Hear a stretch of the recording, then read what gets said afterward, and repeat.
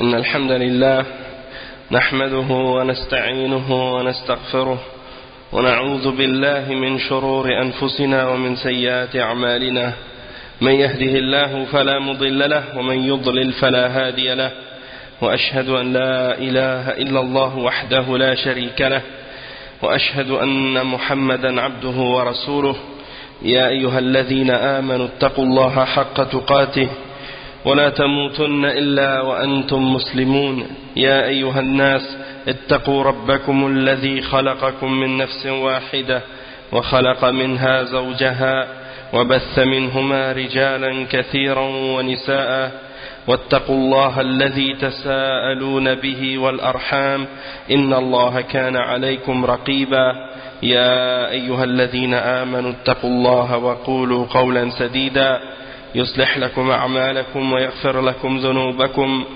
ومن يطع الله ورسوله فقد فاز فوزا عظيما أما بعد وإن خير الكلام كلام الله وخير الهدي هدي محمد صلى الله عليه وسلم وإن شر الأمور محدثاتها وكل محدثة بدعة وكل بدعة ضلالة وكل ضلالة في النار أما بعد. فبدأنا بالأمس بالكلام عن أحكام رمضان وما يتعلق به يعني الحكم يعني حول رمضان وفوائد الصوم، وبدأنا يعني أن نشرح بعض هذه الحكم ووصلنا إلى الحكمة الثالثة. Donc hier on a commencé à expliquer des points qui ont rapport avec les règles du jeûne du Ramadan. Et on a parlé de certaines des sagesses et des points bénéfiques qui sont reliés avec l'obligation du jeûne. Et on a mentionné aussi d'autres points. Donc on est arrivé au point numéro 3 dans les sagesses qui sont reliées à l'obligation du jeûne et au fait de jeûner. Parmi les points qu'on a mentionnés hier, on a mentionné le fait que as-sawm c'est une adoration par laquelle on se rapproche d'Allah subhanahu wa ta'ala, et c'est-à-dire qu'on met l'amour d'Allah subhanahu wa ta'ala et ce que Allah aime au devant de ce qu'on aime pour soi-même. Donc on donne précédence à ce que Allah aime sur ce qu'on aime parmi les choses de la dunya, et on donne préférence et on place en avant dar al-akhirah ala ad-dunya. Et deuxième point qu'on avait mentionné, c'est يعني أنه سبب للتقوى للوصول إلى التقوى. On a mentionné des exemples de ça. Puis le point numéro 3 maintenant, c'est ce que le cheikh Mohammed ibn Salih al-Uthaymin il continue à expliquer. Il dit من حكم الصيام أن الغني يعرف قدر نعمة الله عليه بالغنى حيث أن الله تعالى قد يسر له الحصول على ما يشتهي من طعام وشراب ونكاح مما أباح الله له شرعا ويسر له قدرا، فيشكر ربه على هذه النعمة ويذكر أخاه الفقير الذي لا يتيسر له الحصول على ذلك فيجود عليه بالصدقة والإحسان. Donc, qu'est-ce qu'il explique le cheikh aussi parmi les points bénéfiques qui sont mentionnés à propos du jeûne, c'est que, parmi les sagesses, il y a que la personne qui est riche, la personne qui a beaucoup d'argent, elle va reconnaître la grâce d'Allah subhanahu wa ta'ala. Elle va reconnaître la grâce qu'Allah subhanahu wa ta'ala lui a fait en lui donnant cette richesse et cet argent. Et il va donc savoir que Allah subhanahu wa ta'ala lui a donné la facilité dans l'obtention des choses qu'il désire dans la vie de la dunya, comme la nourriture, tout ce qu'il veut boire, ou bien tout ce qu'il a besoin, comme par exemple pour satisfaire ses désirs, par rapport au rapport avec sa femme. Donc tout ça, ça lui a été permis, et il l'a reçu par ce que Allah subhanahu wa ta'ala a rendu licite, de ce qui est permis dans la législation et dans la révélation, et Allah subhanahu wa ta'ala lui a aussi facilité dans les moyens de la prédestination, dans ce qui lui a été prédestiné, puisque Allah subhanahu wa ta'ala lui a décrété ou lui a permis d'obtenir toutes ces richesses-là dans qu'est-ce qu'il lui a prédestiné. Donc, il doit être reconnaissant envers son Seigneur par rapport à ses grâces, par rapport à ses bienfaits que Allah subhanahu wa ta'ala lui a fait. Donc, c'est ça ce que le cheikh il explique. Quand le musulman il va jeûner, eh bien, il va avoir plus de sympathie envers son frère qui est pauvre et qui n'a pas toute la facilité d'obtenir ces choses-là que lui il a obtenues par exemple, et donc il va être reconnaissant envers Allah subhanahu wa ta'ala, et en même temps il va faire preuve de générosité envers son frère, il va lui donner de la sadaqa et il va lui faire du bien. Et par rapport à ce que le cheikh explique ici, il faut se rappeler un point aussi qui est important, surtout ici, parce que les gens souvent ils disent on est dans un pays ici où il n'y a pas vraiment de pauvres. Des fois on entend ça, des fois les gens ils disent il n'y a pas vraiment de pauvres au Canada.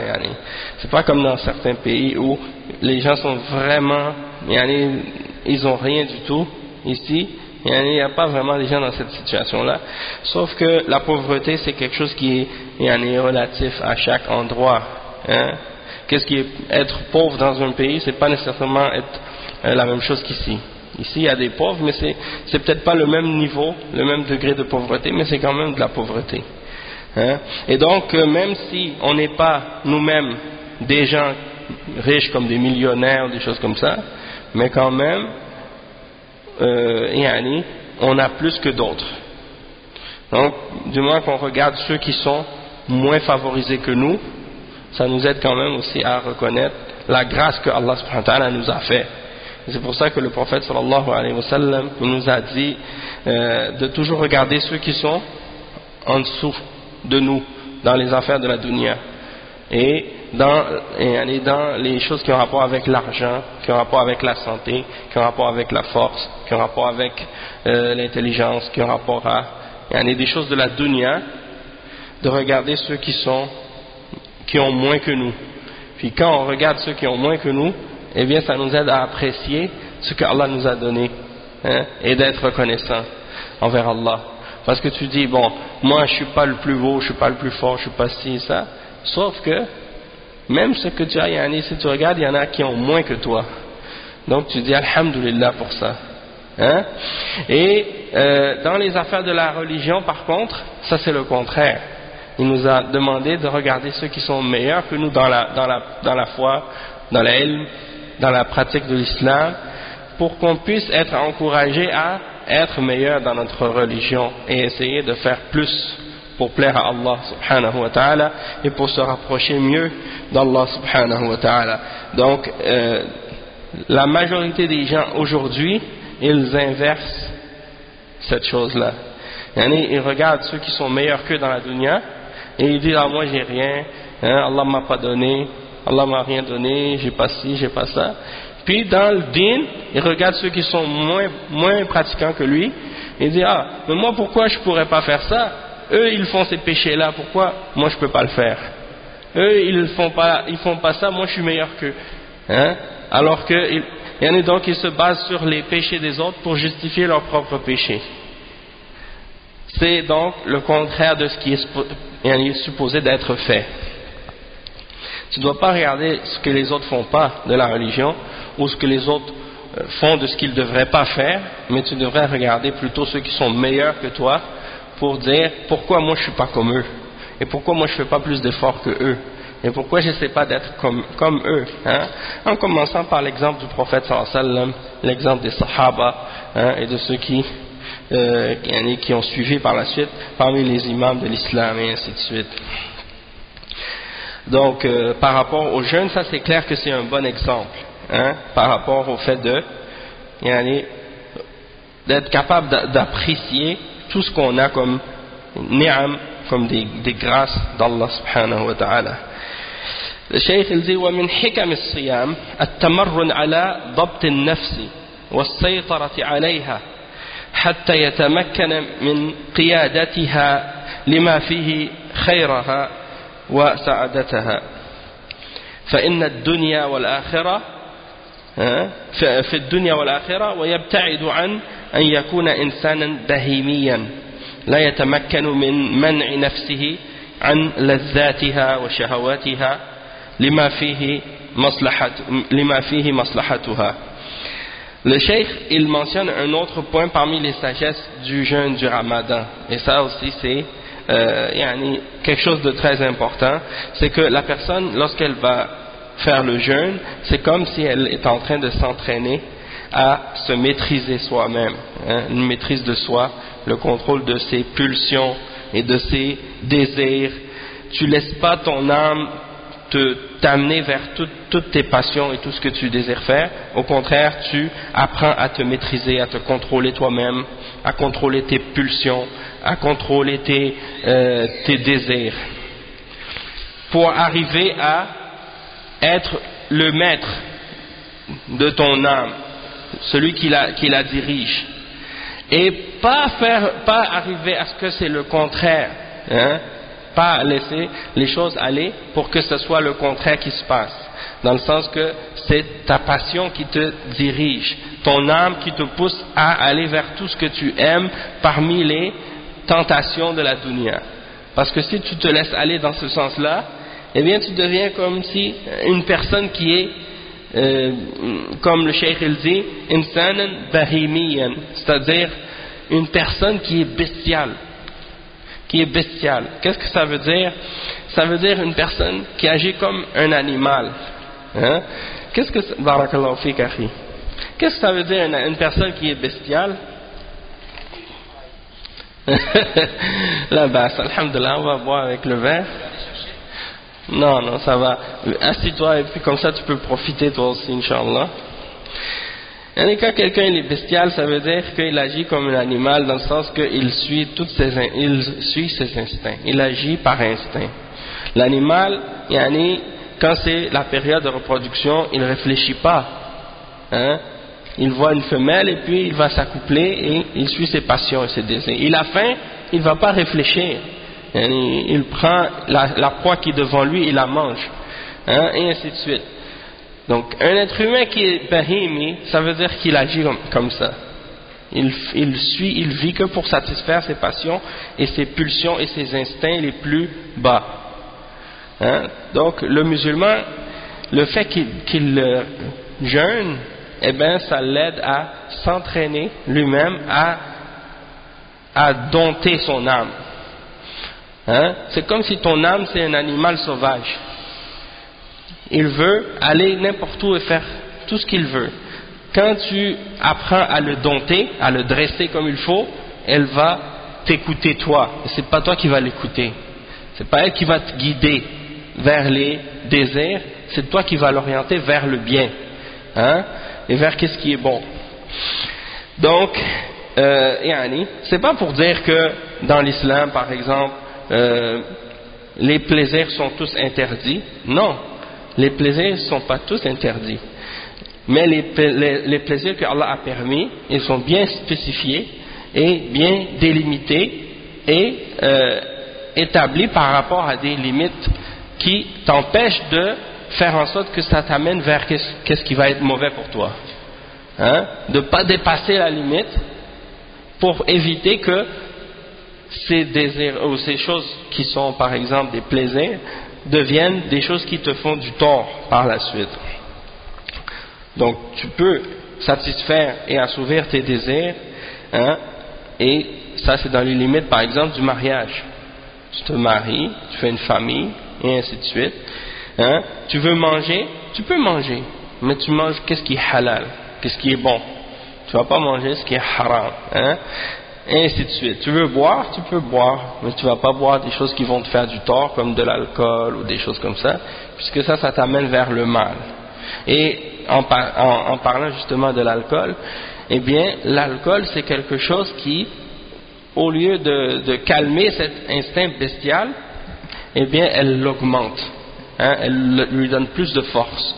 Et elle détruit, ou bien pas elle détruit complètement, mais disons, elle atténue et elle diminue ta conscience, ta raison, ce qui fait que par la suite il y a des choses qu'en temps normal tu n'aurais jamais osé faire parce que tu aurais honte, mais lorsque tu vas être sous l'effet de l'alcool, eh bien c'est comme quelque chose qui vient enlever ton sens de conscience, ta gêne, ta honte, et qui va te pousser justement à dépasser ces limites que Allah a établies, puis qui vont te faire arriver dans des choses qui font que même des animaux ne feraient pas en réalité. Hein? Donc souvent il y a les shayatin, comme on dit les diables, que ce soit les diables humains ou les diables parmi les djinns, ils t'incitent toujours justement à enlever cette gêne de toi-même. Et ils disent tout le temps, ah toi tu es trop gêné, il faut que tu te dégênes, hein? Bois de l'alcool, fais ci, fais ça, pour te pousser à justement enlever ce sentiment en toi qui t'empêche de faire des choses qui ne sont pas raisonnables. Eh bien l'islam c'est le contraire. L'islam nous ordonne justement à pas laisser tomber cette barrière-là, à la garder pour se protéger et s'éloigner des choses mauvaises, et à être capable par la suite de te contrôler. Donc comme le cheikh il explique, c'est justement ça une des sagesses du jeûne, hein? Parce que le fait de s'abstenir de manger et de boire pendant la journée et des rapports intimes avec notre épouse, eh bien c'est des choses qui nous aident à arriver à maîtriser justement notre âme, hein? Et de devenir plus droit, plus fort. Donc ça c'est comme une sorte d'éducation pour notre âme. Et le dernier point que le cheikh mentionne parmi les points bénéfiques par rapport au jeûne, il dit وَمِنْ حِكَمِ الصِّيَامِ مَا يَحْصُلُ مِنَ الْفَوَائِدِ الصِّحِّيَّةِ النَّاتِجَةِ عن تقليل الطعام وإراحة الجهاز الهضمي لفترة معينة وترسب بعض الفضلات والرطوبات الضارة بالجسم وغير ذلك. Le cheikh il dit que parmi les bienfaits du jeûne également, il y a des bienfaits pour la santé aussi dans le jeûne. Et le cheikh explique que le fait que tu diminues la nourriture, ça repose l'organe digestif, hein, le système digestif, et ça fait que ça met moins de pression sur le système. Et donc ça aide à stabiliser un peu mieux le système, puis à nettoyer, hein, l'organisme. Donc il y a ça comme point bénéfique, et il y en a beaucoup d'autres, et même il y a des gens qui encouragent le jeûne, qui disent que c'est quelque chose qui est bon de faire de temps en temps pour justement nettoyer le système. Le fait de jeûner dans le mois de Ramadan, ça aide à ça.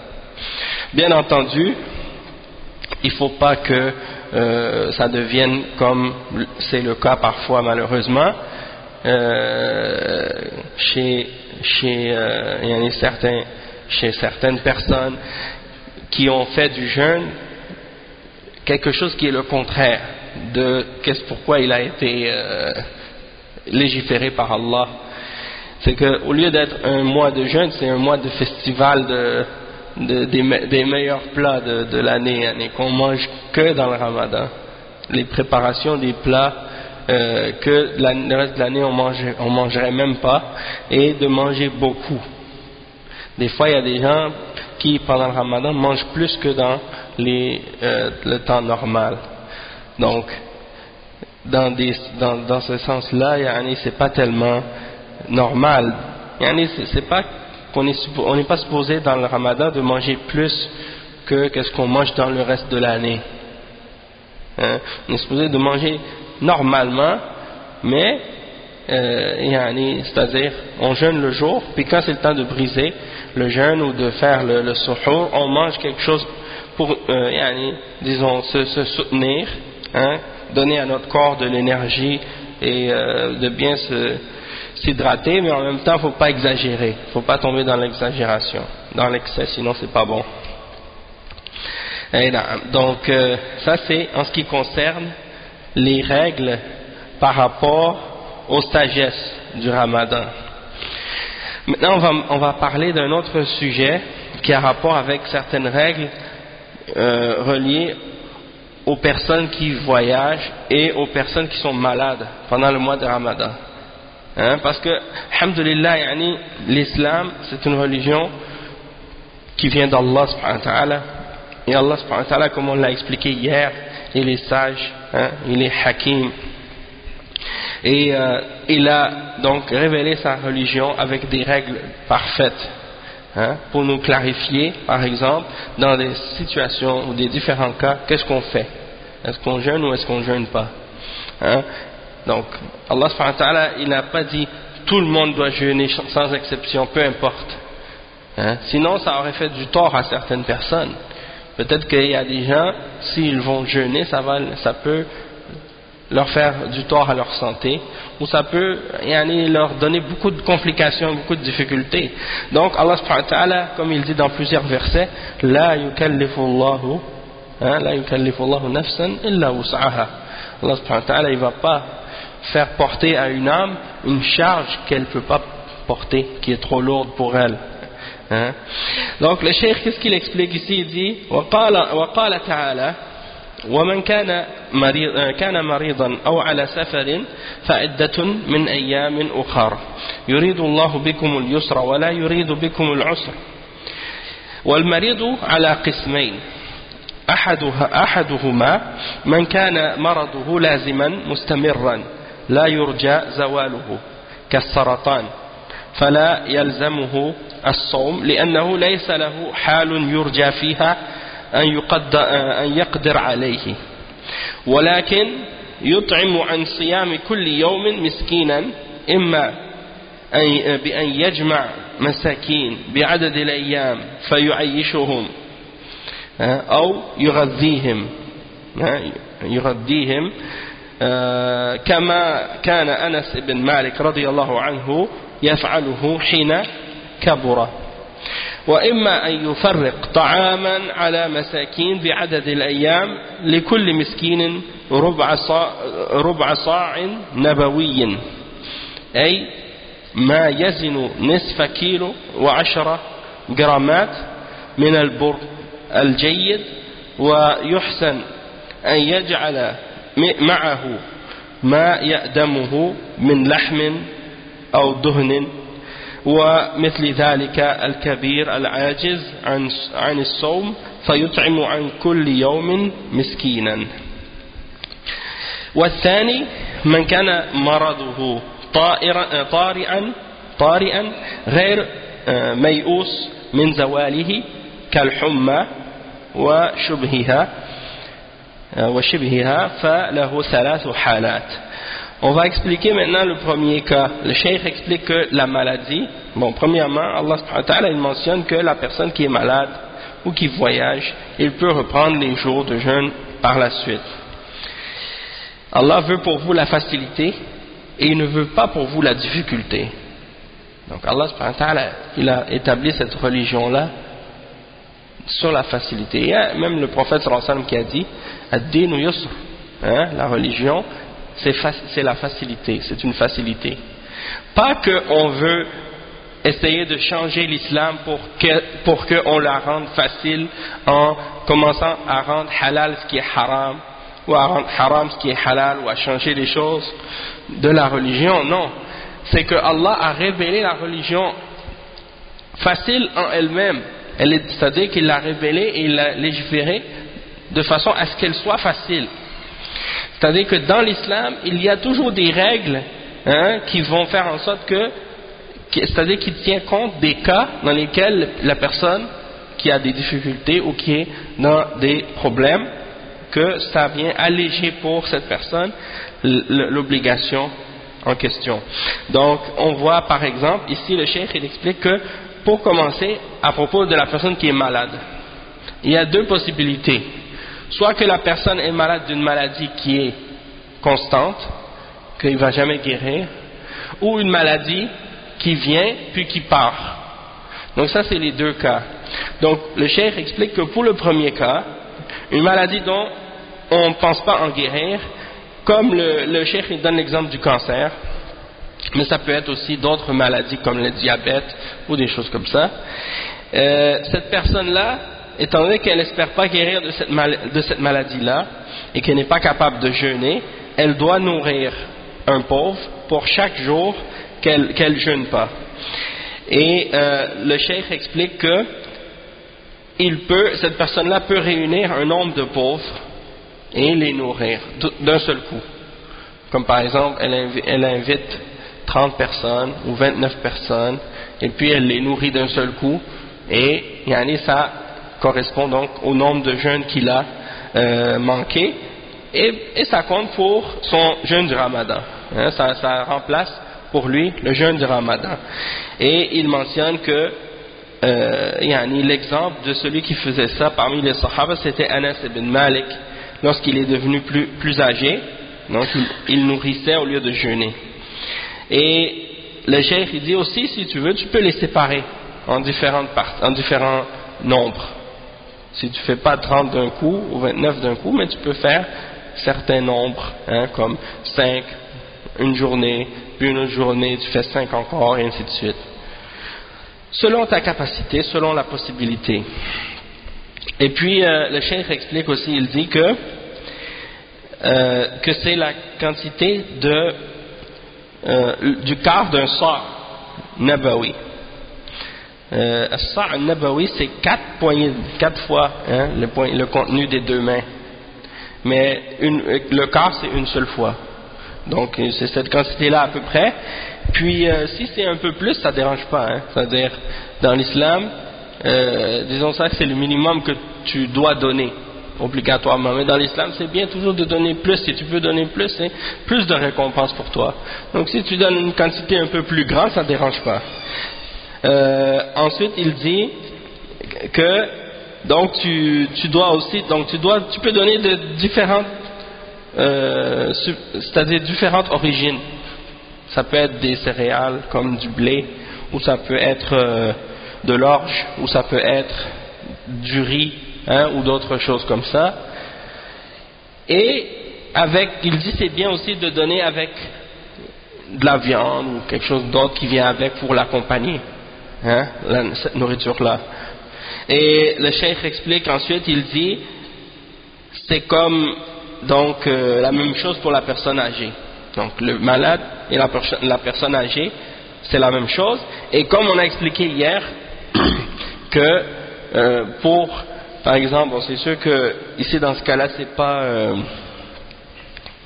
c'est pas comparable, mais disons que on a expliqué hier que la femme enceinte, elle rentre dans la catégorie de ceux aussi qui nourrissent, avec la divergence des ulama sur ce sujet-là dont on a parlé.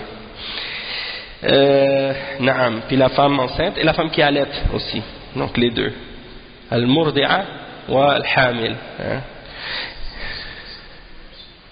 Ouais, c'est pas constant. Ça, c'est pas constant, c'est temporaire. Mais c'est juste pour dire que elle a le même hukm en ce qui concerne la façon dont elle doit remplacer le jeûne. On va en reparler peut-être, parce que dans ce livre-là, le cheikh il n'a pas mentionné le cas de la femme enceinte et de la femme qui allait. Mais dans d'autres livres, d'autres ulama, ils en ont parlé. Même le cheikh lui-même, Cheikh Ibn Uthaymin, il en parle dans d'autres livres, mais pas dans celui-là.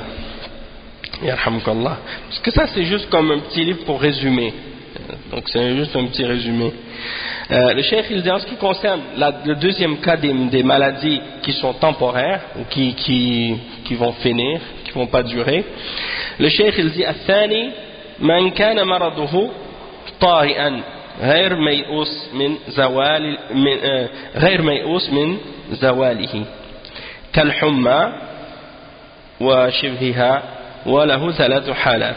Donc les maladies qui apparaissent et c'est-à-dire on n'a pas perdu l'espoir qu'elles vont partir, on ne désespère pas qu'elles vont guérir, comme quelqu'un qui a la fièvre, ou bien quelqu'un qui a une maladie comme ça, la grippe, ou quelque chose qui arrive puis qui part après, tu prends quelques médicaments ou quelque chose comme ça, puis ça part. Il y a 3 cas dans cette situation-là. Il y a 3 cas par rapport à ce type de maladie-là. Ça il y a 3 situations. Al-hal al-oula an la yashqa alayhi as-sawm ولا يضره فيجب عليه الصوم لأنه لا عذر له. Donc le premier cas, c'est la personne qu'il ne ressent aucune difficulté de jeûner. Yani c'est pas dur pour lui, même s'il est malade. Il sent que c'est pas difficile du tout de jeûner pour lui. Dans ce cas-là, c'est obligatoire pour lui de jeûner.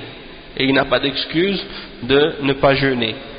Parce que c'est pas une maladie grave et il se sent pas vraiment au point où il peut pas jeûner. الحالة الثانية أن يشق عليه الصوم ولا يضره فيكره له الصوم لما فيه من العدول عن رخصة الله تعالى مع الإشقاق على نفسه مع الإشقاق على نفسه.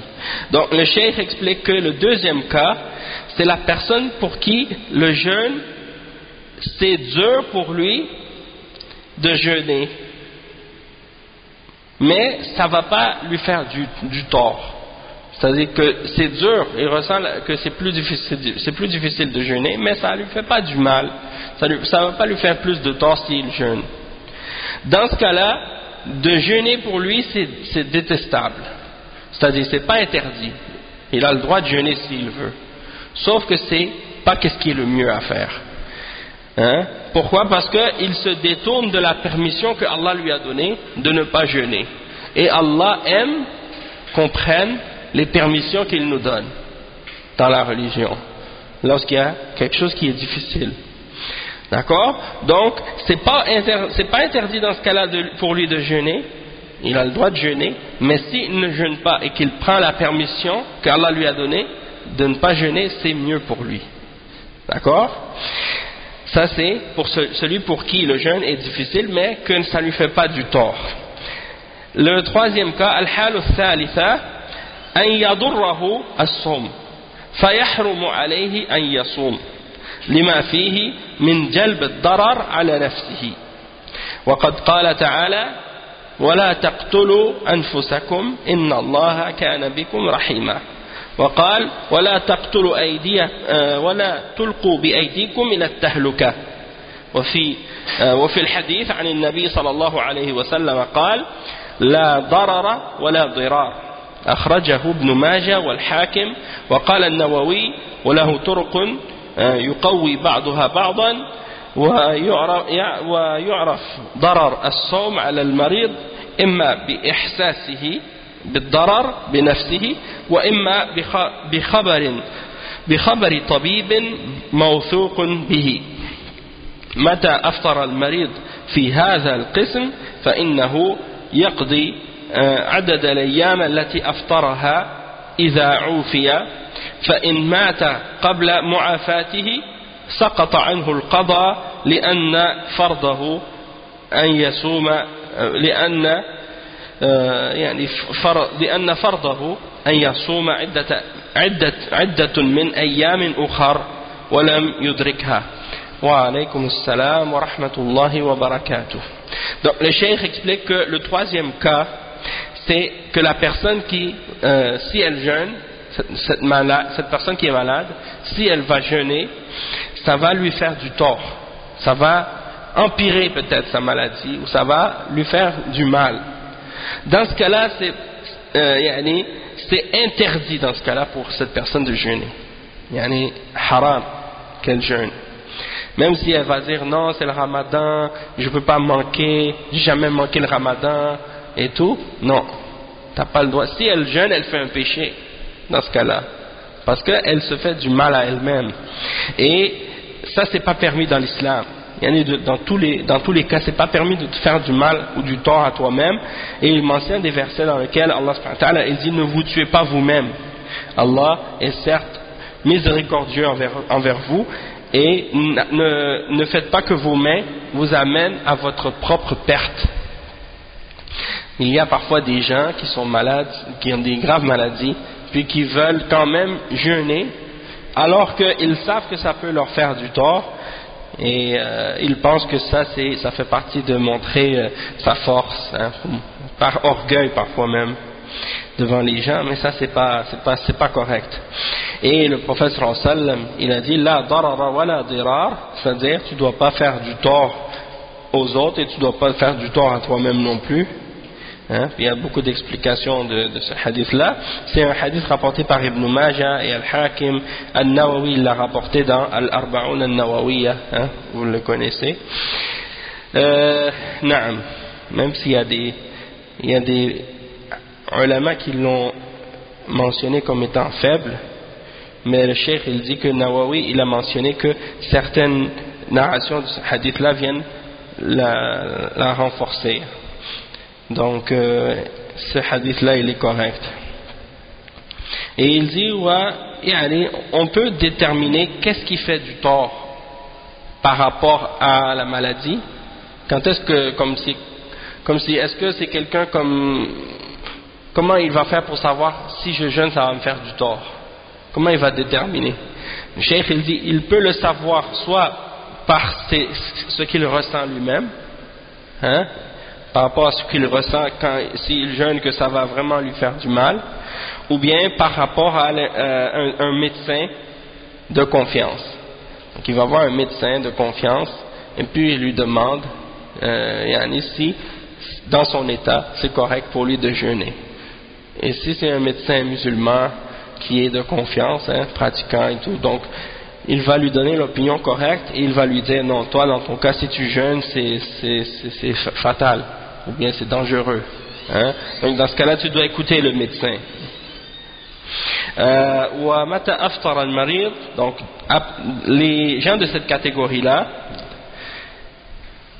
wa alaykum salam wa rahmatullahi wa barakatuh, donc les gens de cette catégorie là,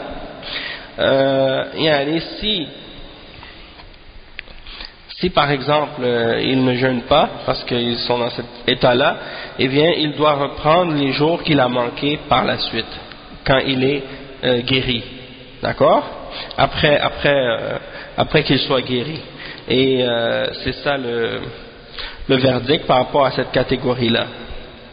Et le cheikh il dit que s'il meurt avant de guérir, dans ce cas-là il n'y a pas de jour à reprendre pour lui, parce que c'était des jours qu'il devait reprendre plus tard et qu'il n'a pas pu les refaire.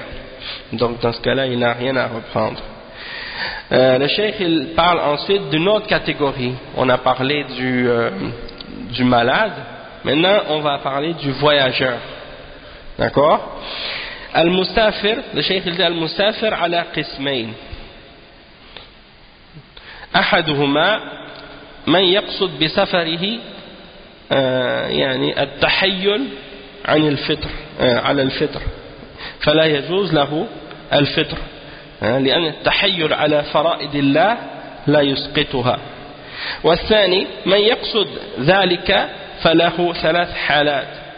Donc pour le voyageur, comme on a dit tout à l'heure, c'est la même chose. Il y a deux cas. Il y a deux catégories de voyageurs. Le premier, c'est celui qui voyage, mais pas pour voyager. Il voyage pour s'éviter de faire le jeûne.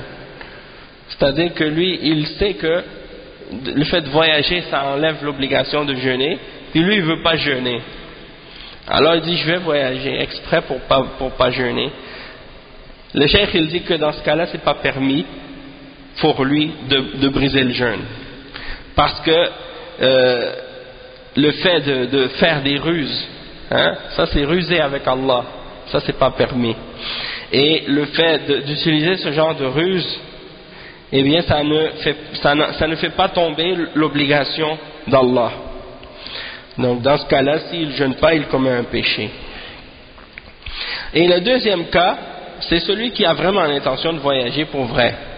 Hein? Et le cheikh explique que pour cette catégorie-là, il y a trois cas, il y a trois situations.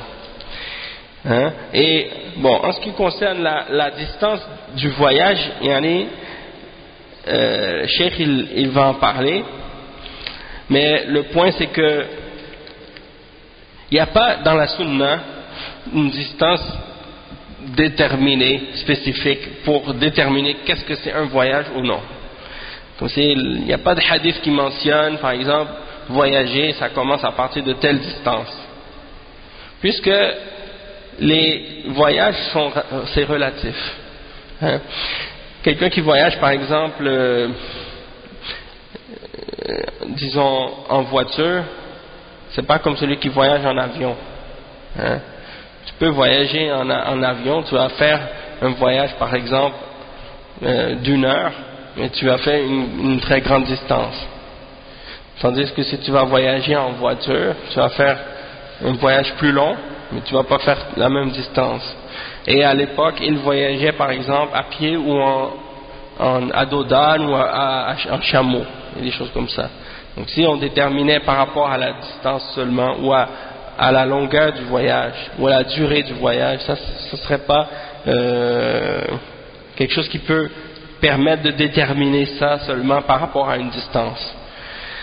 Et d'après ce que j'ai lu par rapport à des ulama qui ont fait des vérifications sur ces questions-là et qui ont mentionné que qu'est-ce qui est correct pour déterminer le voyage, la durée limite d'un voyage, c'est de retourner à la signification même du mot voyager ou voyage dans la langue et dans qu'est-ce qui est connu dans l'habitude des gens.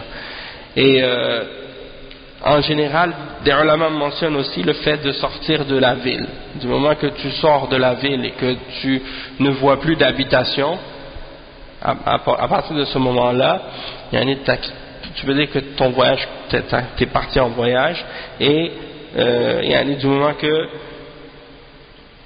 donc ton intention c'est de voyager et que tu sors de la ville complètement, qu'il n'y a plus d'habitation, donc à partir de ce moment-là, c'est considéré comme un voyage.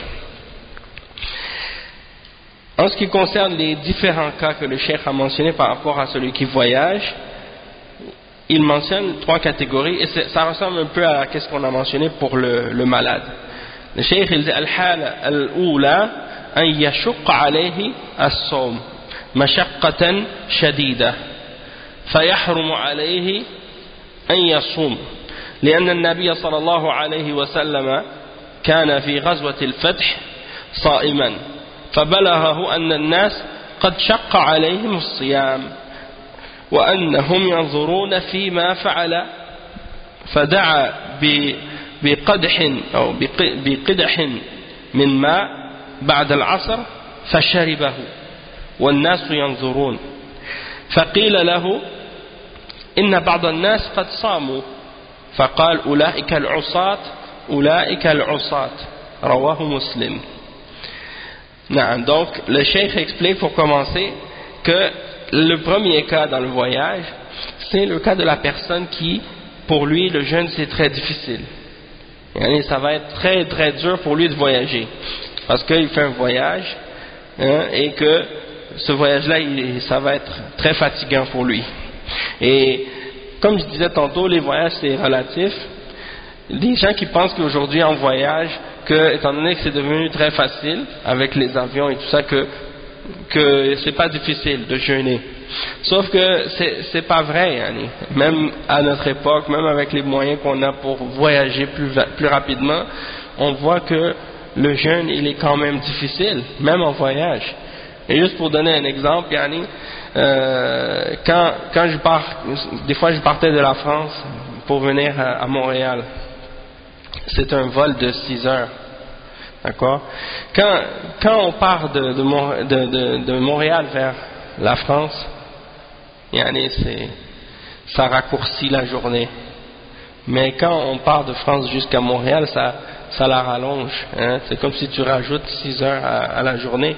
Donc des fois, je pars de Paris, par exemple, à 1 heure et j'arrive à 2 heures à Montréal. C'est comme si j'ai voyagé 1 heure seulement. Mais ça a rajouté 6 heures à la journée. Donc ça veut dire que tu vas jeûner 6 heures supplémentaires si tu jeûnes. Donc ça va être très difficile. Donc dans des cas comme ça, c'est des exemples. Puis aussi il y a le fait de toute la fatigue qui est reliée au voyage, hein, avec les aéroports, puis les bagages, puis tout ça, le fait de courir, l'énervement des fois, l'anxiété. Tout ça, c'est des choses qui sont très difficiles. Donc, ça, c'est des exemples qui montrent que même à notre époque, le voyage peut être très fatigant, très difficile, très éprouvant. Donc, le cheikh explique que si c'est trop dur pour toi dans ce cas-là de jeûner dans le voyage, donc c'est interdit de jeûner dans ce cas-là. Ça devient un péché de jeûner. Yani yahrum. Et le cheikh mentionne un hadith du prophète sallallahu alayhi wa sallam, et il explique que lors de la bataille de la conquête du prophète sallallahu alayhi wa sallam, lorsqu'il est rentré à Mecca, il est rentré alors qu'il était en train de jeûner. Il jeûnait et les musulmans jeûnaient avec lui.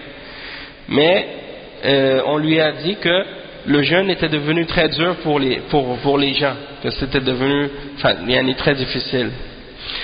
Alors le prophète sallallahu alayhi wa sallam a demandé qu'on lui ramène de l'eau, et il a bu après l'asr, il a bu.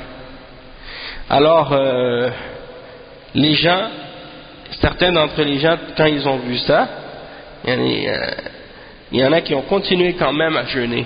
C'est-à-dire, il y en a qui ont brisé leur jeûne, mais il y en a d'autres qui ont voulu continuer quand même à jeûner. Et le prophète sallallahu alayhi wa sallam a dit Ulaika al-usat, ulaika al-usat. C'est-à-dire, ceux-là sont les désobéissants, ceux-là sont les désobéissants. C'est-à-dire, ils ont désobéi, ils ont fait un péché parce que ils se sont mis une charge trop lourde pour eux-mêmes et ils se sont rendus la vie difficile. Et il y a même un cas dans lequel le prophète sallallahu alayhi wa sallam, quand il était en voyage avec les sahaba, et certains d'entre eux sont tombés de fatigue et ils ont perdu connaissance. Et le prophète sallallahu alayhi wa sallam a dit à ce sujet-là, laysa min al-birr as-siyam fi as-safar. Il a dit ça fait pas partie de la piété de jeûner dans le voyage. Si ça devient trop dur pour toi de jeûner puis que tu le fais quand même, il n'y a pas plus de récompense pour ça, au contraire. Donc le cheikh explique, il dit al-halatu thani, le deuxième cas, an yashqa alayhi as-sawm فمشقة غير شديدة فيكره له الصوم لما فيه من العدول عن رخصة الله تعالى مع الإشقاق على نفسه. Donc le deuxième cas, c'est que le jeûne il va être difficile, mais c'est pas une difficulté qui est très dure, c'est pas une très très grande difficulté, mais c'est quand même une difficulté. Dans ce cas-là, c'est détestable pour lui de jeûner. Pourquoi? Parce que lorsqu'elle le fait, elle se détourne de la permission qu'Allah lui a donnée, et elle rend les choses plus difficiles pour elle-même. Donc dans des cas comme ça,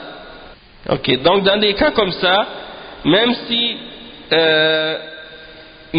c'est pas trop dur pour toi de jeûner dans le voyage, dans des cas comme ça, mais c'est tout de même meilleur de ne pas jeûner dans ce cas-là, puisque Allah t'a donné la permission et il aime que tu prennes ces permissions.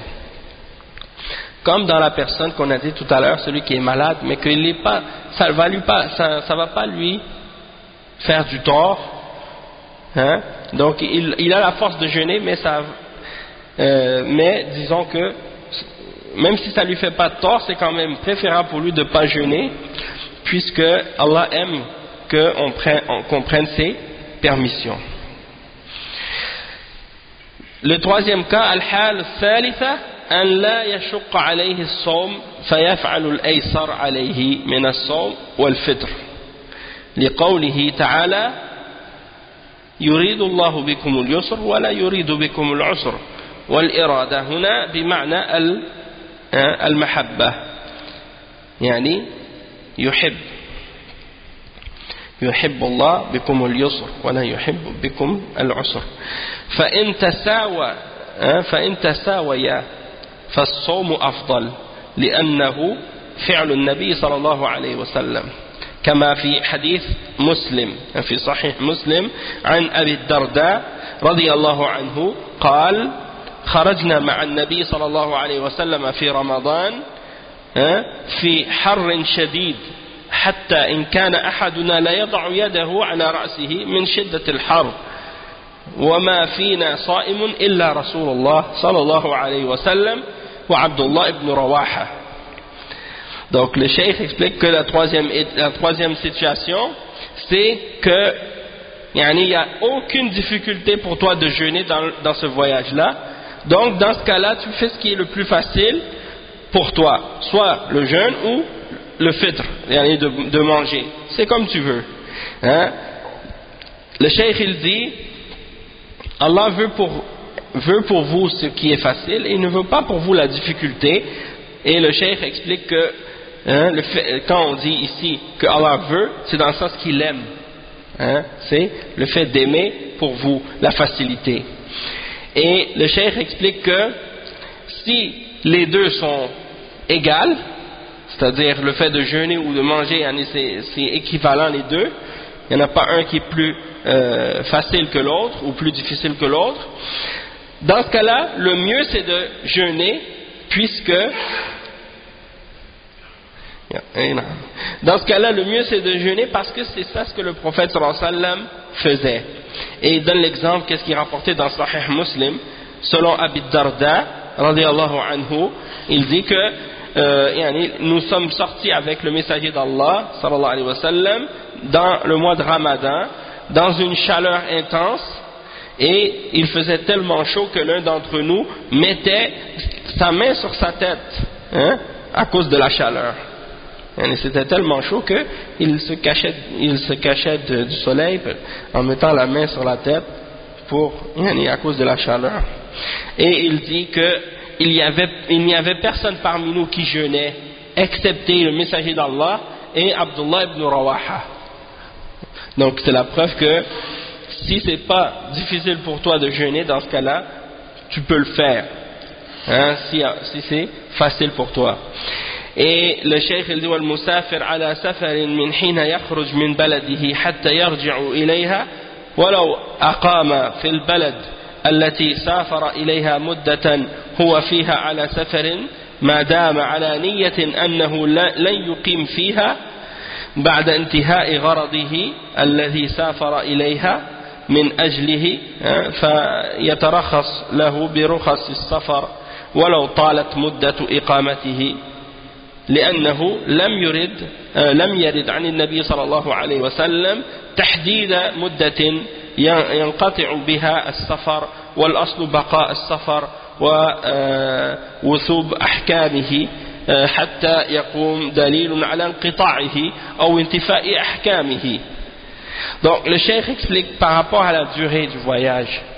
Cheikh il explique que du moment que la personne est sortie de son pays ou de sa ville, jusqu'à ce qu'elle revienne, même si la personne reste une longue durée de temps en train de voyager, mais que son intention ce n'est pas de s'installer là où elle va, après qu'elle ait terminé la chose pour laquelle elle a voyagé, elle a fini l'objet de son voyage, et il est permis pour lui de continuer à ne pas jeûner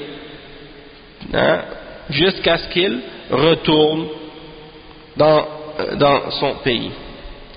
Et le prophète sallallahu alayhi wa sallam n'a pas donné un temps limite pour la durée du voyage qui fait que si tu le dépasses, dans ce cas-là, ça veut dire que tu n'es plus voyageur, il n'y a pas une durée de temps.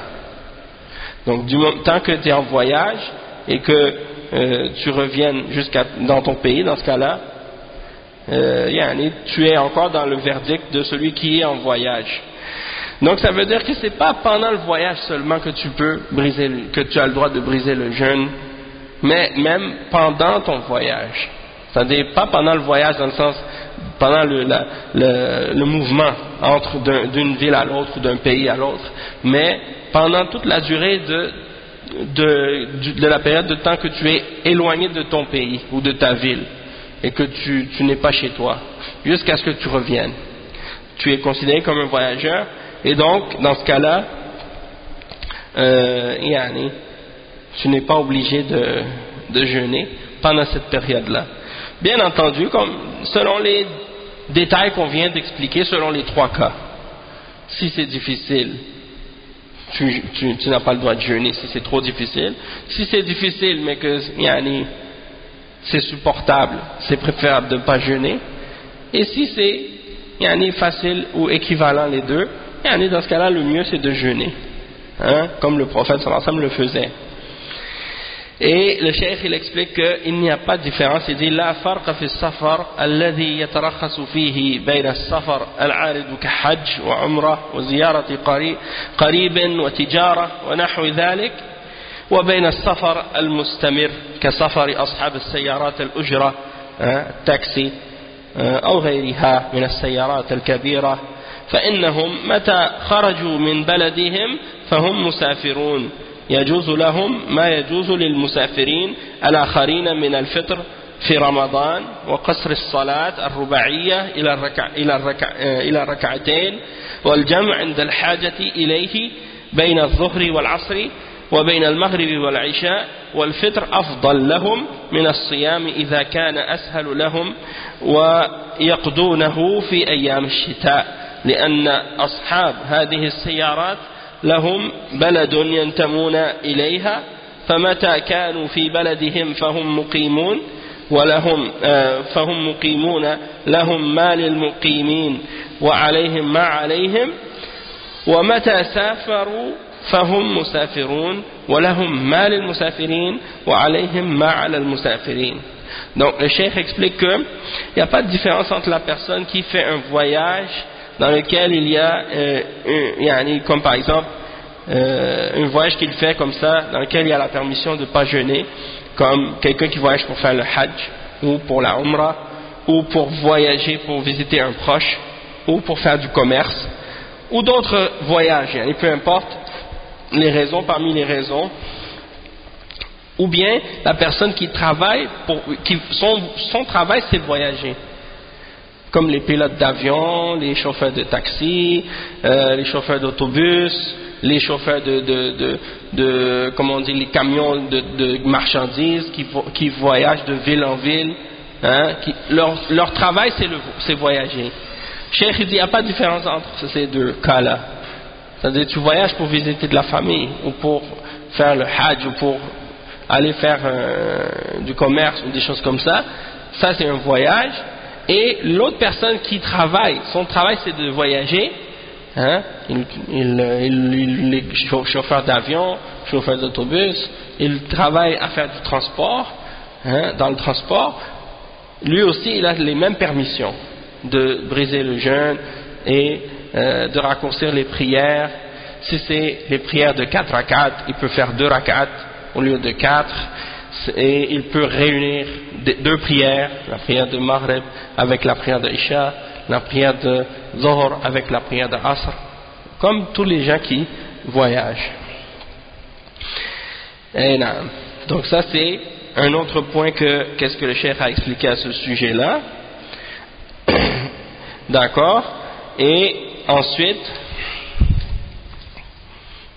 le cheikh il mentionne maintenant mufsidat ou sawm, c'est-à-dire les choses que si tu les fais ça va annuler ton jeûne pendant le ramadan.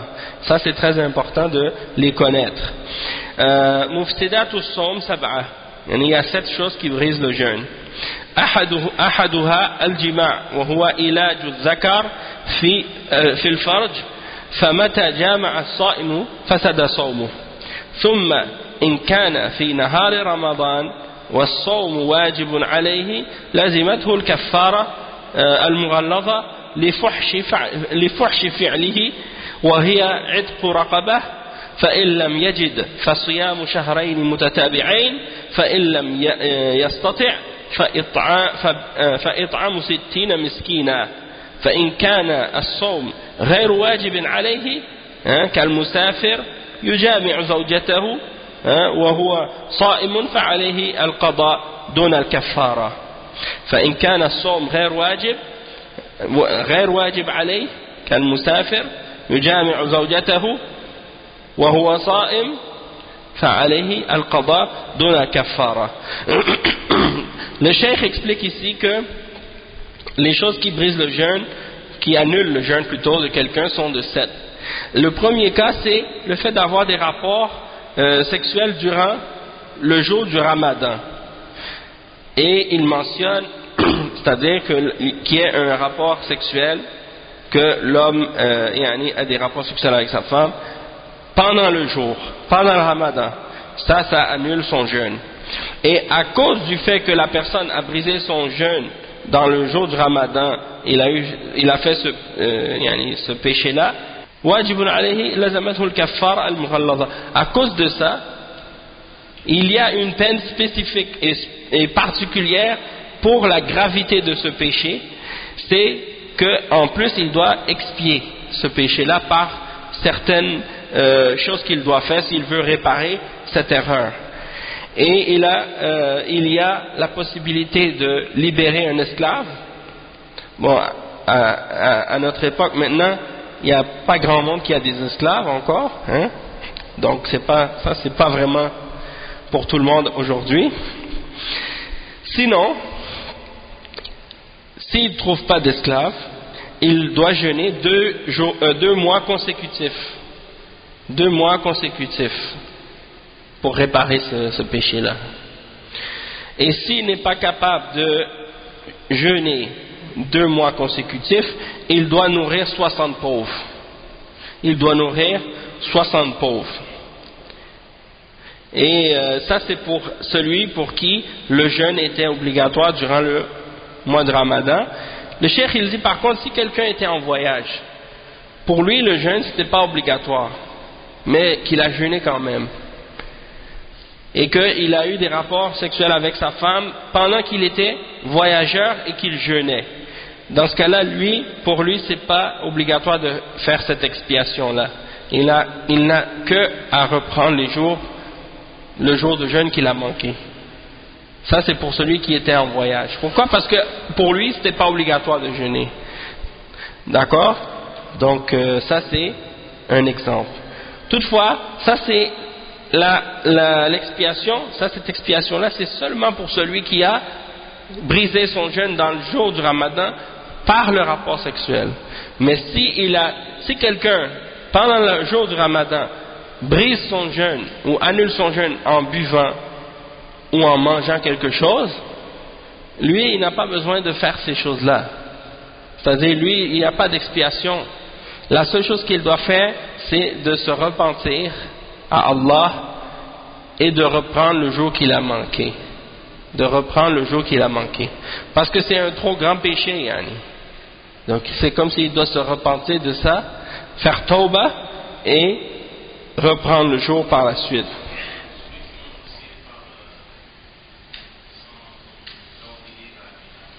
Non, si quelqu'un a mangé par oubli ou il a bu par oubli, c'est-à-dire sans faire exprès, ça arrive souvent, surtout les premiers jours du Ramadan quand on n'est pas habitué, on oublie qu'on est en train de jeûner. Donc on prend un verre d'eau puis on commence à boire. Et des fois on se rappelle pendant qu'on est en train de boire, ou des fois on se rappelle après. Et il y a un hadith du prophète sallallahu alayhi wa sallam qui dit dans ce cas-là il dit فإنما هو الله إنما الله هو الذي أطعمه أو سقاه يعني أطعمه وسقاه. Donc dans ce cas-là c'est seulement Allah qui lui a donné cette boisson, qui l'a fait boire ou qui l'a nourri.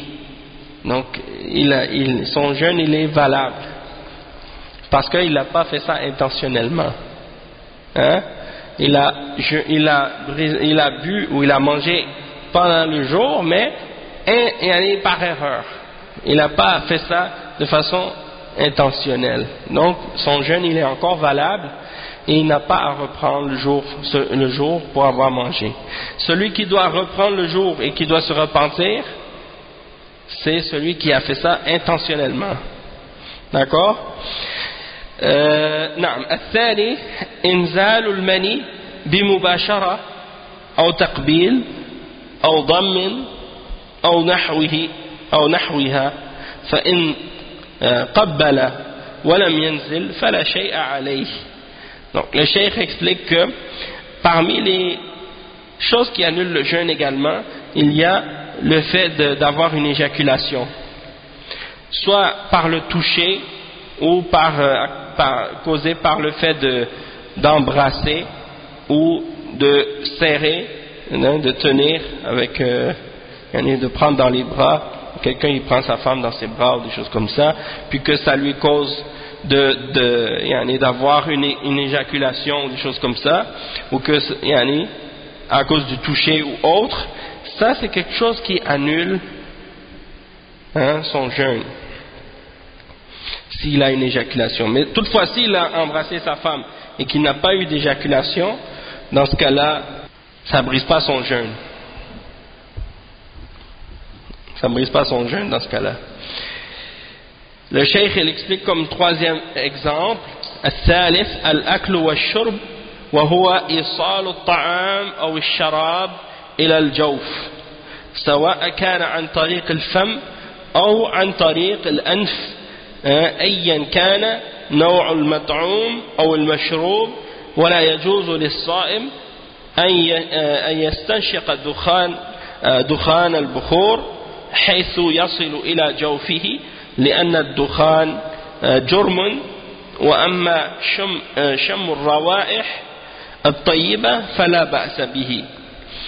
Le cheikh il mentionne comme troisième chose qui annule le jeûne le fait de manger ou de boire tout ce qui rentre à l'intérieur de l'estomac, peu importe que ce soit par la bouche ou par le nez. Si ça rentre dans l'estomac, que ce soit, peu importe qu'est-ce que c'est comme liquide ou comme nourriture, il y a quelque chose qui rentre à partir de ce moment-là, ton jeûne il est annulé. Et il n'est pas permis à celui qui jeûne d'aspirer ou d'inhaler ou d'aspirer de la fumée, d'encens ou de bouchour, jusqu'à ce que ça rentre dans son ventre. Mais il faut pas qu'il aspire ça en lui-même, mais les bonnes odeurs comme les parfums, les choses comme ça, il n'y a pas de problème.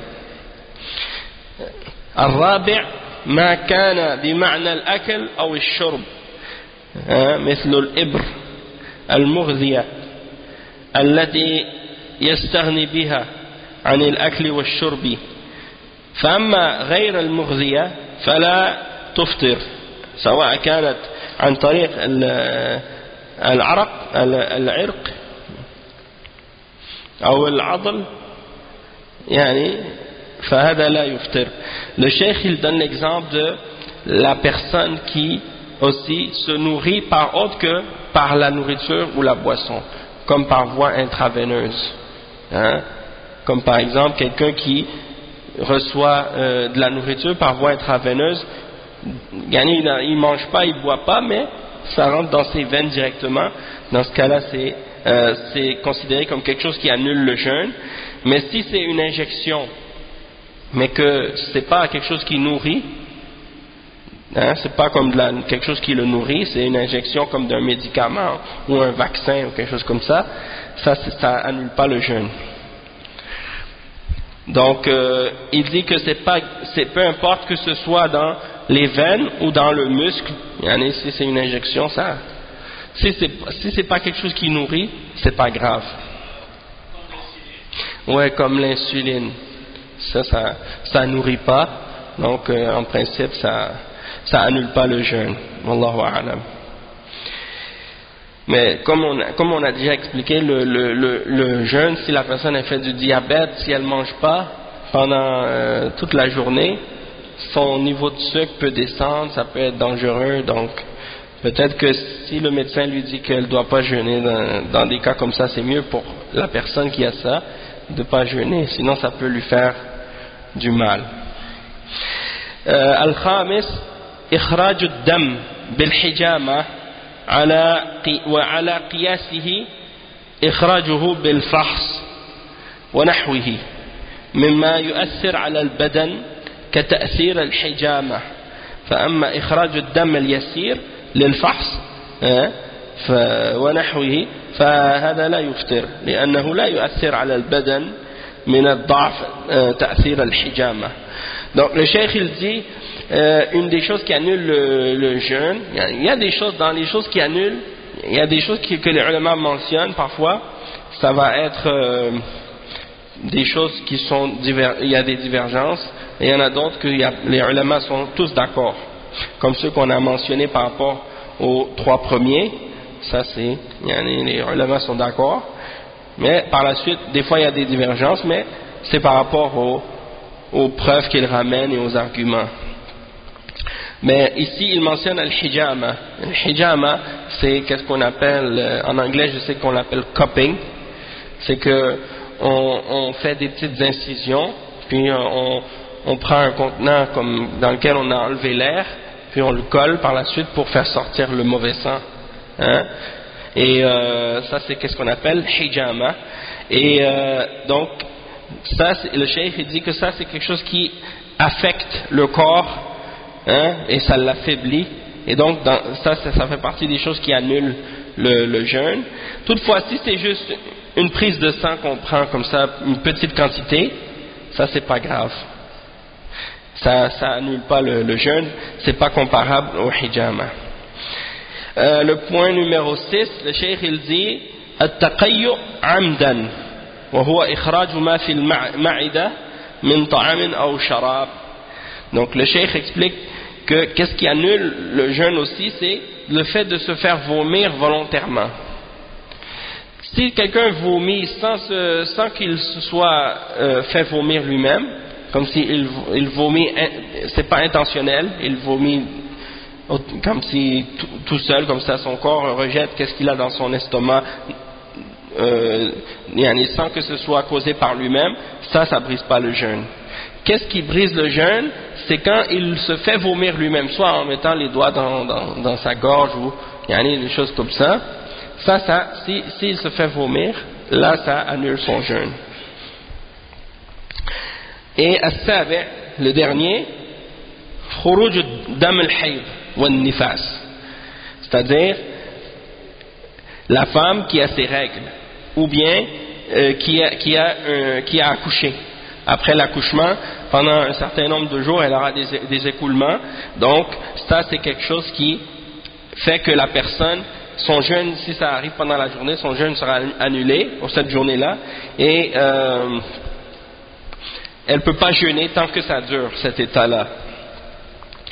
Et le cheikh il dit وَهَذِهِ الْمُفْسِدَاتِ لَا تُفْطِرُ الصَّائِمِ إِلَّا بِثَلَاثَةِ شُرُوطٍ أحدها أن يكون عالما بالحكم وعالما بالوقت، والثاني أن يكون ذاكرا، والثالث أن يكون مختارا. فلو احتجم يظن أن الحجامة لا تفطر فصومه صحيح لأنه جاهل بالحكم، وقد قال الله ليس عليكم جناح فيما أخطأتم به ولكن ما تعمدت قلوبكم، وقال الله تعالى ربنا لا تؤاخذنا إن نسينا أو أخطأنا، فقال الله قد فعلت. وفي الصحيحين عن ابن عدي ابن حاتم رضي الله عنه أنه جعل عقالين أسود وأبيض تحت وسادته، فجعل يأكل وينظر إليهما، فلما تبين أحدهما من الآخر أمسك عن الأكل، يظن أن ذلك معنى قوله تعالى حتى يتبين لكم الخيط الأبيض من الخيط الأسود. ثم أخبر النبي صلى الله عليه وسلم فقال له إنما ذلك بياض النهار وسواد الليل، ولم يأمره بالإعادة. ولو أكل يظن أن الفجر لم يطلع أو أن الشمس قد غربت ثم تبين خلاف ظنه فصومه صحيح لأنه جاهل بالوقت. On va traduire juste cette partie. Le cheikh explique que les exemples de choses qui annulent les jeûnes qu'on a mentionnés, elles annulent le jeûne de celui qui jeûne à 3 conditions. Il y a 3 conditions qui doivent être présentes. Premièrement, la personne doit avoir la connaissance du verdict. Elle doit connaître le verdict, c'est-à-dire elle doit savoir que la chose en question annule le jeûne. Si elle ne savait pas que de faire ça annule le jeûne, dans ce cas-là, ça compte pas, et elle doit savoir le temps également. C'est-à-dire que si elle, comme le cheikh il va le mentionner, si la personne mangeait mais elle ne pensait pas que c'était le temps encore, dans ce cas-là, ça annule pas son jeûne. Et deuxième condition, an yakuna dhakiran, c'est-à-dire que quand il le fait, cette chose qui annule le jeûne, il faut qu'elle se souvienne que c'était interdit de le faire. Si par exemple on a dit tout à l'heure le fait de manger ou de boire pendant le jour, tu avais oublié que c'était le ramadan, ou tu manges comme ça sans faire attention ou sans réfléchir, ça annule pas le jeûne. Ou bien même quelqu'un qui a des rapports avec sa femme, et il avait oublié que c'était le ramadan, ou bien qu'il avait oublié l'heure, il pensait qu'il restait encore du temps puis que le temps est passé, il n'avait pas vu, ça annule pas son jeûne dans ce cas-là. Troisième point, an yakuna mukhtaran, c'est-à-dire qu'il le fasse de son propre gré, volontairement.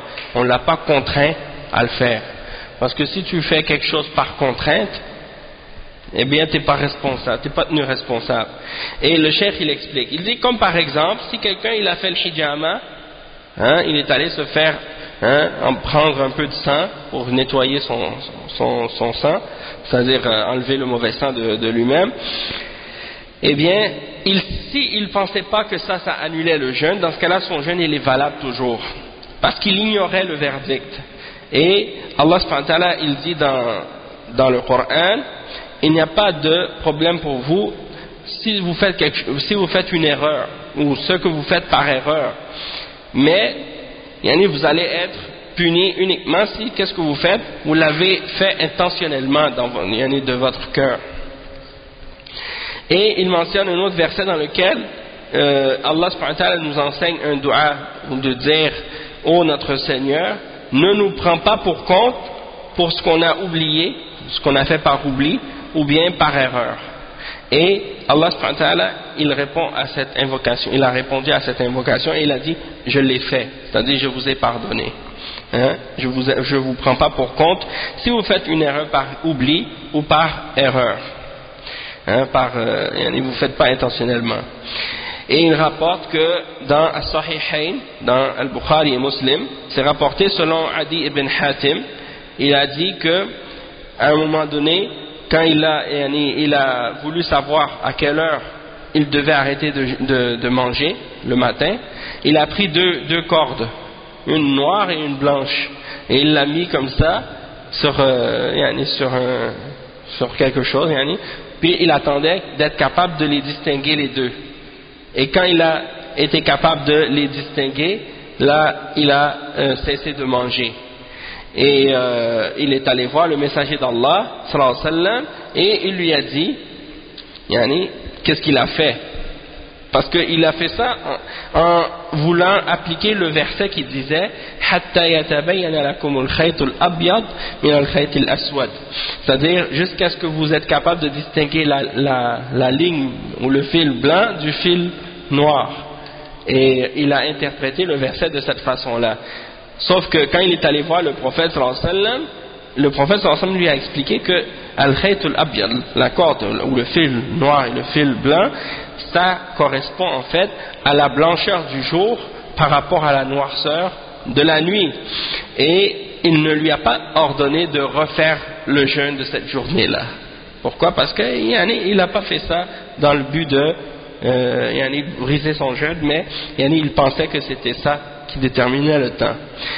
Le cheikh il donne un exemple aussi, il dit si quelqu'un mange et il pense que le fajr n'est pas encore levé, il mange et il est certain que le fajr n'est pas levé, ou que le soleil il pense que le soleil s'est déjà couché, puis après il commence à manger, puis là il regarde par la suite, il dit il manquait encore 10 minutes, ou bien il restait 10 minutes, ou des choses comme ça. Ça fait 10 minutes que le temps est passé, il savait pas. Donc dans ce cas-là, s'il a réalisé par la suite qu'il s'était trompé, son jeûne est quand même valable, parce qu'il a fait ça par ignorance. Et le cheikh il dit وفي صحيح البخاري عن أسماء بنت أبي بكر رضي الله عنهما قالت أفطرنا في عهد النبي صلى الله عليه وسلم في يوم غيم أي نعم ثم طلعت الشمس ولو كان القضاء واجبا لبينه صلى الله عليه وسلم لأن الله أكمل به الدين ولو بينه النبي صلى الله عليه وسلم لا نقله الصحابة لأن الله تكفل بحفظ الدين فلما لم ينقله الصحابة علمنا أن النبي صلى الله عليه وسلم لم يقله ولما لم يقله علمنا أنه ليس بواجب لأنه مما توفر الدواعي على نقله لأهميته فلا يمكن إغفاله ولو أكل ناسيا أنه صائم لم يفطر لقول النبي صلى الله عليه وسلم من نسي وهو صائم فأكل أو شرب فليتم صومه فإنما أطعمه الله وسقاه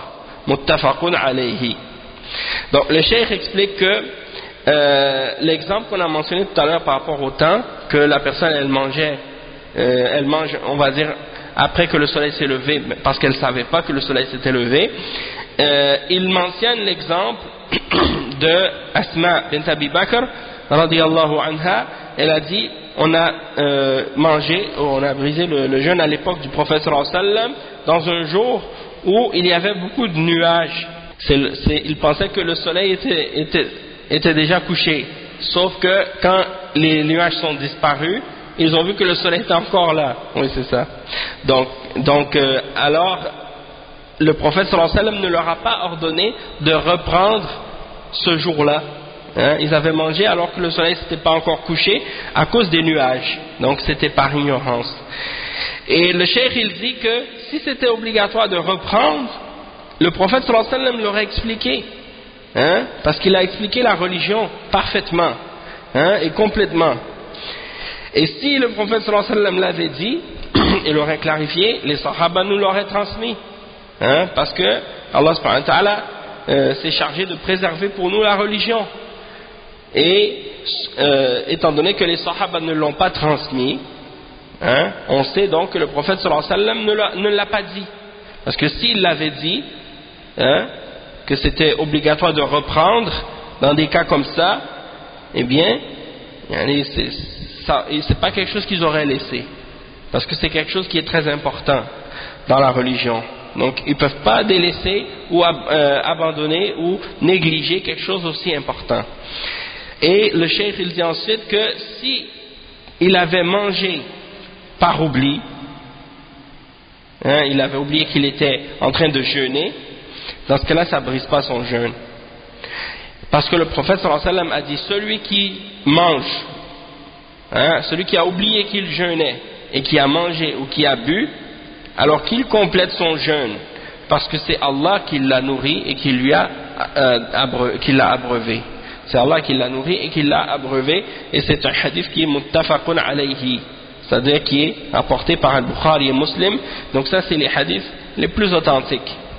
Et il dit walau ukriha ala al-akl aw tamadmada fataharraba يعني فتهرب الماء أو تهرب الماء إلى بطنه أو قطر في عينه فتهرب طعم القطور إلى جوفه أو احتلم فأنزل منيا فصومه صحيح في ذلك كله لأنه بغير اختياره. Donc le cheikh il mentionne maintenant des exemples par rapport au la troisième chose qui fait que la troisième condition qu'on a mentionnée, c'est que la personne elle doit avoir fait ces choses-là qui annulent le jeûne volontairement. Et si c'est pas volontairement, ça n'annule pas son jeûne.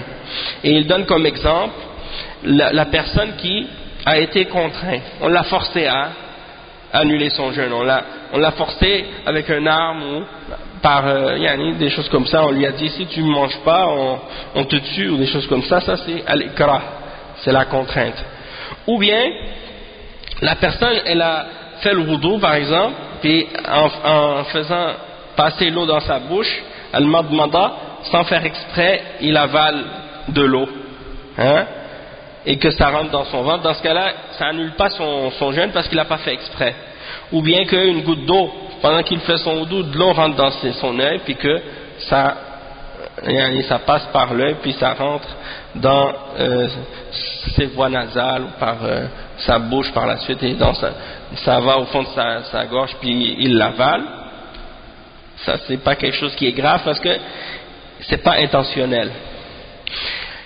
Et le cheikh, il donne l'exemple aussi de la personne qui a une éjaculation pendant son sommeil, pendant qu'il dort. Supposons que tu dors pendant la journée du Ramadan, puis que quelqu'un pendant son sommeil, il fait un rêve et qu'il a tout d'un coup une éjaculation et qu'il se réveille comme ça pendant la journée. Est-ce que son jeûne est annulé? Non. Son jeûne n'est pas annulé parce que c'est pas lui qui a provoqué cette chose-là, c'est quelque chose qui est arrivé sans qu'il ait le choix, sans qu'il ait choisi ça, sans que ce soit lui qui l'ait provoqué. Toutefois, si c'était lui qui l'a provoqué, dans ce cas-là, ça annule le jeûne. C'est-à-dire, s'il a fait en sorte de se faire avoir une éjaculation lui-même, par sa propre main, dans ce cas-là, c'est considéré comme quelque chose qui annule son jeûne. ولا يفطر الصائم بالسواك بل هو سنة وله ولغيره في كل وقت في أول النهار وآخره ويجوز للصائم أن يفعل ما يخفف عنه شدة الحر والعطش كالتبرد بالماء ونحوه فإن النبي صلى الله عليه وسلم كان يصب الماء على رأسه وهو صائم من العطش وبل ابن عمر رضي الله عنهما وبل ابن عمر رضي الله عنهما ثوبا فألقاه على نفسه وهو صائم وهذا من اليسر الذي كان الله يريده بنا والله ولله الحمد والمنة على نعمته وتيسيره. Donc le cheikh il termine comme ça en disant que tu as le droit d'utiliser le siwak, hein, pour nettoyer ta bouche et tes dents, et c'est une sunna, hein, pour le prophète sallallahu alayhi wa sallam et pour le reste de la umma, et tu peux l'utiliser à n'importe quel moment de la journée. Et il est permis également de faire ce qui va diminuer la chaleur, comme par exemple le fait de te rafraîchir avec de l'eau. Donc tu peux prendre une douche froide ou une douche pour te rafraîchir, te rincer la bouche comme tu dis, te brosser les dents même, hein. Et il y en a qui disent même parmi les ulama que tu peux même te brosser les dents avec du pâte dentifrice, à condition bien entendu que tu l'avales pas. mais tu dois faire attention de ne pas en mettre trop pour éviter justement que ça rentre dans ton estomac.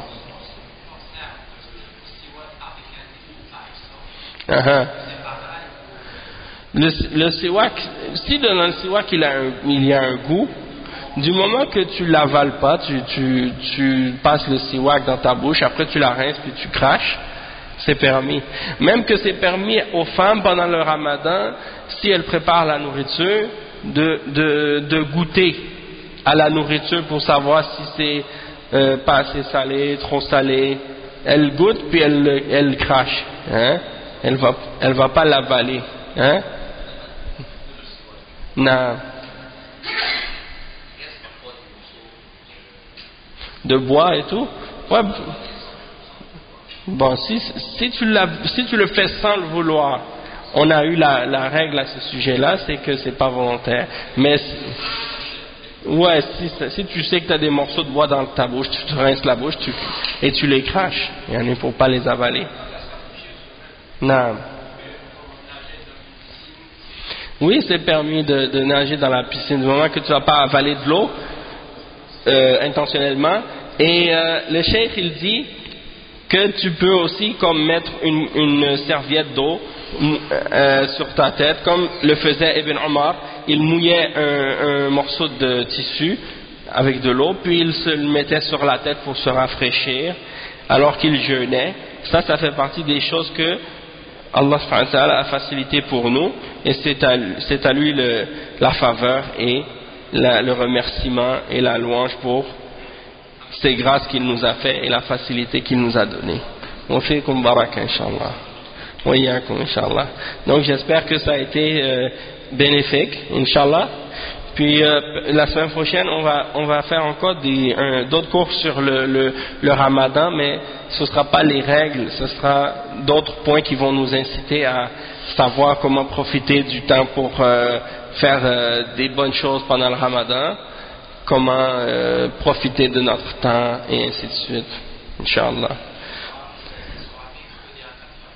En fait, pas tout de suite pour la semaine, ce sera quand le Ramadan va, à partir du moment que ça va commencer. Bon, ça va commencer quand? Mercredi, mardi ou mercredi? Oui, c'est ça. Ce ne sera pas cette semaine, ce sera la semaine prochaine, mais samedi et dimanche, il y aura le cours à la même heure que maintenant, Inch'Allah. On avait dit que dans le Ramadan, on va faire le cours avant l'Asr. Oui, avant l'Asr. Le samedi et dimanche avant l'Asr. Qu'est-ce que vous pensez? Après Asr, c'est mieux? Ok, d'accord. Donc après l'Asr, on va le laisser comme maintenant. Ok, d'accord. خير إن شاء الله. سبحانك اللهم وبحمدك أشهد أن لا إله إلا أنت أستغفرك وأتوب إليك وصلى الله وسلم على نبينا محمد وعلى آله وصحبه أجمعين.